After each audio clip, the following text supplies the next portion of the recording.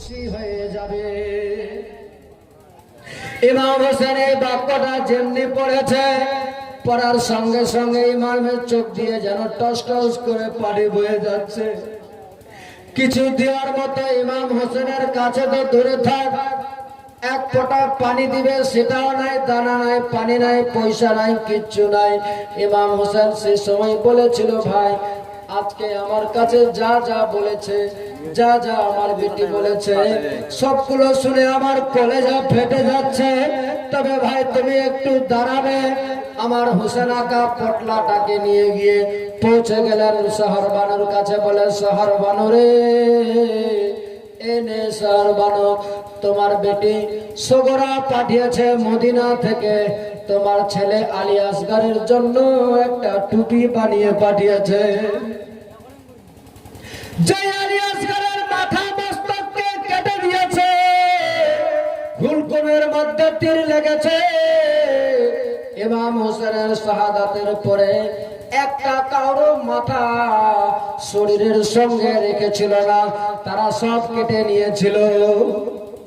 ইমাম হোসেন রাদিয়াল্লাহু তাআলা আনহু বলছেন, ও শহর বানু রে, সোনার মদিনা থেকে এসেছে লোকটা, আজকে এই চিঠি দিয়েছে, কয়েকটা খেলনা দিয়েছে তোমার ছেলের জন্য। ইমাম হোসেন দেখুন না কেমন ধৈর্য ধরে সবর করে নিজের সন্তান আলী আসগরের সামনে দাঁড়িয়ে গিয়েছে। দাঁড়িয়ে বলছে, বেটা রে, ও আসগর বেটা, আজকে দেখো তোমার বোন, তোমার বড় দিদি আজকে মদিনা থেকে তোমার জন্য টুপি পাঠিয়েছে, তোমার জন্য ভালো ভালো খেলনা পাঠিয়েছে। এটাও একবার তুমি ভালো করে নিয়ে নাও এই খেলনাগুলোকে। ইমাম হোসেন তো জানে যে এ বিদায় হয়ে চলে গেছে, কিন্তু তারপরেও বাচ্চাটার উপরে রেখেছে শুধুমাত্র কলেজাটা ঠান্ডা করার জন্য। ওই আলী আসগর, যে আলী আসগর চিরতরে বিদায় হয়ে চলে গেল, ওই আলী আসগরের পাশে খেলনাগুলো রেখে বলছে, ও আসগর, তোমার বোন, তোমার দিদি আজকে দেখো তোমার জন্য খেলনা বানিয়েছে, তোমার দিদি তোমার জন্য একটা মাথার টুপি বানিয়ে দিয়েছে, যে টুপি তুমি আজকে মাথায় দিতে আর দেওয়া হলো না। বেটারে, ওই মদিনার লোকটা দেখে, ইমাম হোসেনের কীর্তিকলাপ দেখে সহ্য না করতে পেরে আল্লাহু আকবার বলে অজ্ঞান হয়ে মাটিতে পড়ে গিয়েছে। ইমাম হোসেন সঙ্গে সঙ্গে চলে আসলেন ওই লোকটার কাছে। বলে, ভাই কেন তুমি এমনি করে অজ্ঞান হয়ে পড়ে গেলে? আমার হোসেনের সামনে ওই লোকটা পড়ে গিয়েছিল, দিওয়ার মতো পানি জিবে যে সেটাও ছিল না। আমার হোসেন আকা মাথার ওপরে একটা হাত রেখে আওয়াজ যেমনি করেছে, ও ভাই মদিনার মানুষ, ও আমার নবী প্রেমিক, তুমি কেন এমনি করে অজ্ঞান হয়ে পড়ে গেলে? লোকটাকে যেমনি আওয়াজ করেছে, খোদার হুকুমে আমার হোসেনের হাত তার মাথাতে লাগার বা দৌলতে সাথে সাথে আবার তার জ্ঞান ফিরে গেল। ওই লোকটা আমার হোসেনের সামনে হাত জোর করে বলে, ওগো আকা, ওগো হুজুর, আপনার দুঃখ ভরা বেদনা দেখে আমার কলেজা ফেটে গেল গো আকা, আর সহ্য করতে পারি না আকা। আল্লাহ তাআলা কত বড় আপনার দিয়েছে ইমতিহান, কেমন করে আপনি ধৈর্য ধরে সবর করে নিলেন। আজকে আপনার আজকের দুনিয়া থেকে বিদায় হয়ে চলে গিয়েছে, তার সামনে দাঁড়িয়ে কিভাবে কথাগুলো বললেন আপনি, আমি তো নিজেও বুঝতে পারি না। আমার হোসেন সে সময় সেই লোকটাকে বলেছিল, বলে ভাই আজকে আমাকে চিঠির লাস্টের চ্যাপ্টারে লিখেছে, বলে আব্বা এই লোকটাকে কোনো পারলে কিছু একটু ইনাম দিবে। কিন্তু ভাই দেখো না গো, এতদিন হয়ে গেল আমাদের দরবার থেকে কেউ কোনোদিন খালি হাতে ফিরেনি, কিন্তু আজকে আমার কাছে দেওয়ার মতো তোমাকে কিছু না। আমার হোসেন যে কথা বলে আর চোখ দিয়ে টস টস করে শুধু পানি বয়ে যাচ্ছে। ওই লোকটা বলে, আকা, ওগো আমার মাথার তাজ আকা, আমার কিছু লাগবে না, শুধুমাত্র করে দেন আমার জন্য দোয়াখানা। আমার হোসেন বলে দোয়া ছাড়া আমার কাছে যে আর কোনো পুঁজি নাই, তোমার জন্য শুধু একটা মাত্র রয়ে আছে দোয়া, এটা ছাড়া আমি কিছুই আর দিতে পারবো না। বেরাদার বন্ধুগণ, বাবা ভাই, ইমাম হোসেন রাদিয়াল্লাহু তাআলা আনহুর সামনে শুধুমাত্র একটা পটলা নিয়ে এসেছিল। পটলাটা নিয়ে আসার কারণে ইমাম হোসেন তার জন্য দোয়া করে দিয়েছিল। বাবা ভাই, বলবো আমি আপনাদেরকে আজকে এই শেষ রাত্রিতে, শেষ মুহূর্তে এই দোয়ার মধ্যে কে কে শামিল হতে চাই, দেখতে চাই একটু।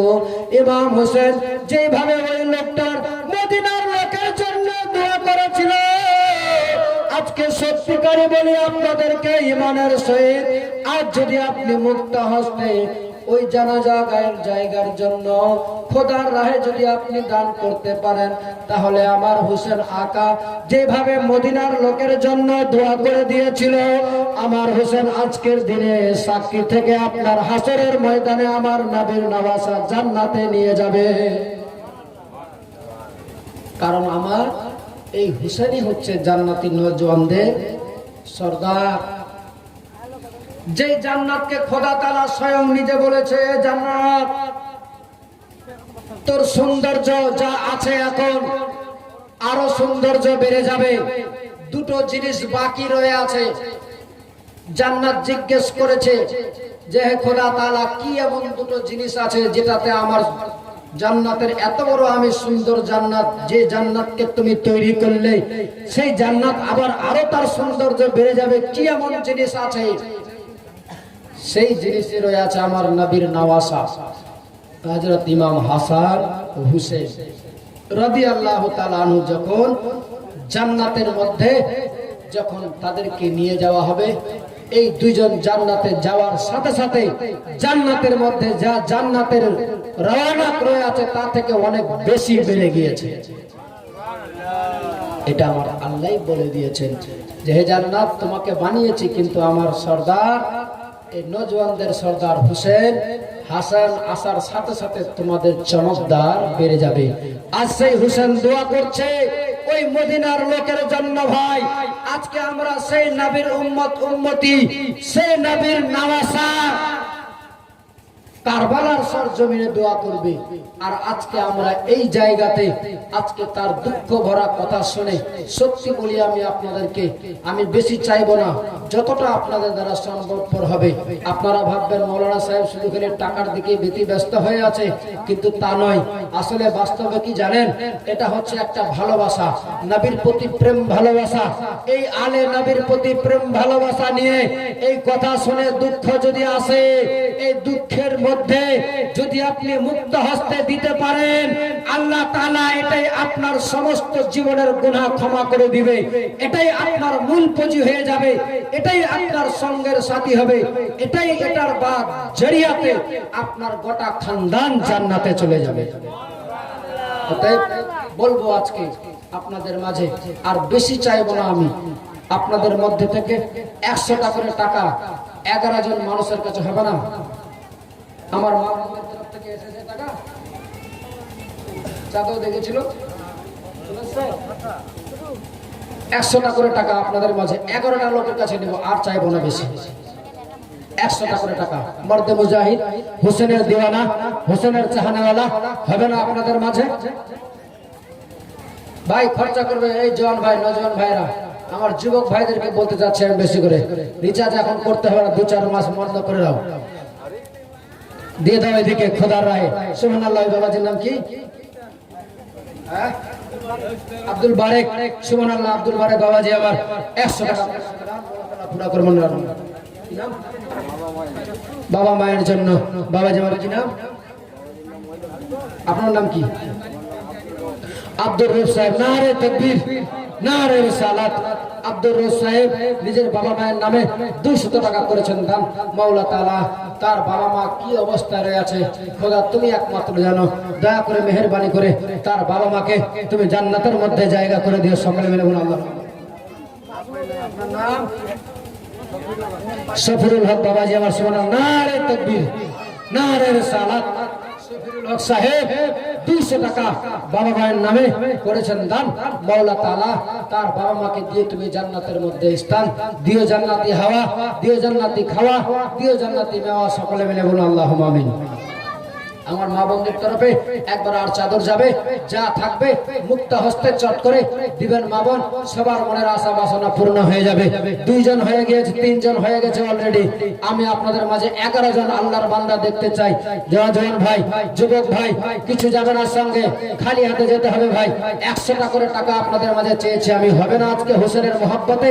যে হোসেন আকা, যে হোসেন আজ আমাদের জন্য পৃথিবীর মানুষকে, মানব জাতির কল্যাণার্থে পৃথিবীর মানুষকে শিক্ষা দেওয়ার জন্য হক কি জিনিস, বাতিল কি জিনিস, দিন কাকে বলে, সমস্ত কিছু শিক্ষা দেওয়ার জন্য নিজের আল আওলাদকে কারবালার সরজমিনে শহীদ করে দিল, নিজের জীবন দিয়ে দিল একমাত্র আমাদের মানব জাতির কল্যাণার্থে। ভাই, আমাদেরকে সঠিক পথ দেখাবার জন্য, আমরা যেন সঠিক পথে চলতে পারি, যার কারণে আজকে আমাদের জন্য এত কিছু করে গিয়েছে।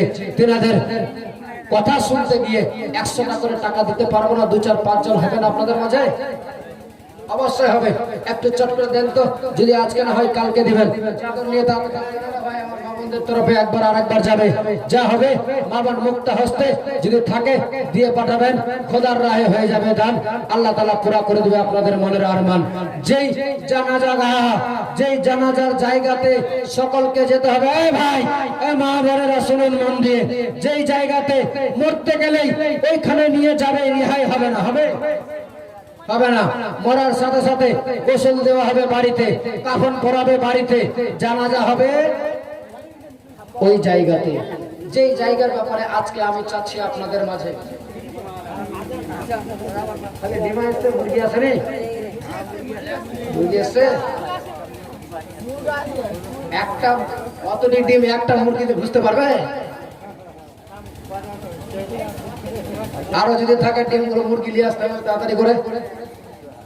বাবা ভাই, মা বোন, আমি বলছিলাম যে মরার সাথে সাথে সমস্ত কিছু থেকে যাবে।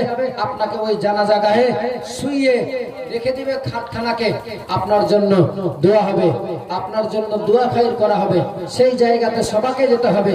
সেই জানাজার জায়গাটার জন্য আমি আপনাদের কাছে একটু আবেদন রেখেছি যে যে জানাজার জায়গাতে ইটের দরকার, ইটের প্রয়োজন আছে। ইট আছে না? কিসের দরকার আছে? বালি সিমেন্ট। এরা নিজেই ভুলে গেছে কি লাগবে ওখানে। না হবে তো লাস্টের দিকে এদেরকে শুইয়ে দিয়ে ঢালাই করে দেওয়া। অত ঝামেলা করে লাভ নাই। একটা করে বস্তা আমি 5 জনের কাছে দেখবো সিমেন্টের ভরা। হবে না আপনাদের মাঝে? 1 বস্তা করে আজকে হবে না? পড়ে দিবেন সুবহানাল্লাহ। সাইদুলের বাবা একটা সিমেন্টের ভরা করেছেন দান। মাওলা তাআলা পুরা করে তার মনের আরমান।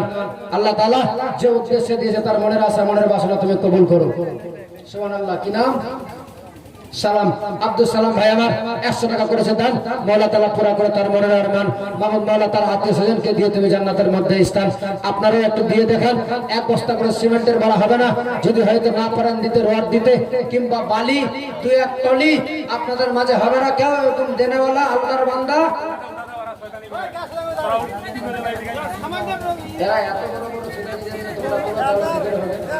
ভাই তুমি এদিকে আসো ভাই, উঠে চলে আয় ভাই, চলে আয়। দে ভাই বলার একটু সুযোগ দে।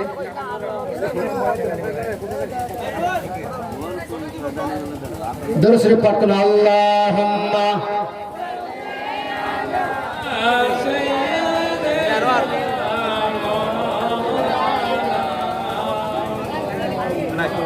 ওয়ালা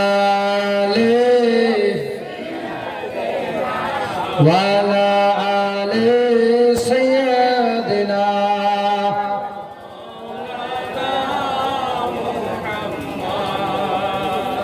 আল্লাহুম্মা সাল্লি আলা সাইয়্যিদিনা মাওলানা মুহাম্মদ ওয়ালা আলে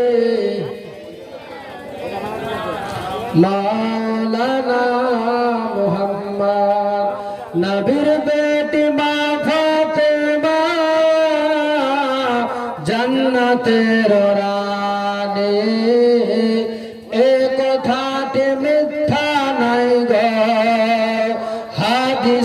জান্নাতের বাণী নবীর বেটি মা ফাতেমা জান্নাতের রানী এ কথাতে মিথ্যা নাই গো হাদিসের বাণী শুনবেন এক বস্তা করে সিমেন্টের বড় হবে না মা বোন আপনাদের কাছে আজকে দিতে হবে এরকম ব্যাপার না যখন কাজ হবে তখন দিবেন